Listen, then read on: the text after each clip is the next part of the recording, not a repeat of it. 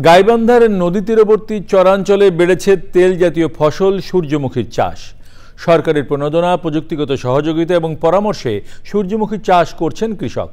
কাঙ্ক্ষিত ফলনের সাথে প্রত্যাশিত বাজার দরে আর্থিকভাবে লাভবান হওয়ার আশা চাষিদের।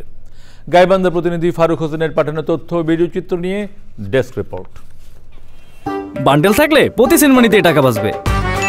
বিকাশ সেনমানি বান্ডেল কিনে জিতুন প্রতি লেনদেনে। কয়েক বছর ধরে গাইবান্ধার কৃষকরা অন্য ফসলের পাশাপাশি তেল জাতীয় ফসল হিসেবে সূর্যমুখীর চাষ করছেন। কৃষি বিভাগ থেকে সরকারি প্রণোদনার আওতায় সার বীজ সহায়তা পাওয়ায় সূর্যমুখী চাষে আগ্রহী হয়েছেন কৃষক।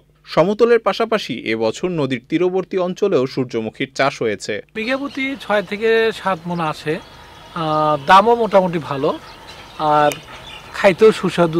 নভেম্বর ডিসেম্বরে লাগানো সূর্যমুখীর ফলন পাওয়া যায় এপ্রিল ও মে মাসের মাঝামাঝি পর্যন্ত। উৎপাদিত সূর্যমুখীর আশানুরূপ ফলন ও কাঙ্ক্ষিত বাজার দর আশা করছেন চাষিরা। যখন ফুলগুলো আসে তখন একটা দেখার জিনিস, একবার পুরো মাঠটা ভরে যায়, অনেক লোকজন আসে।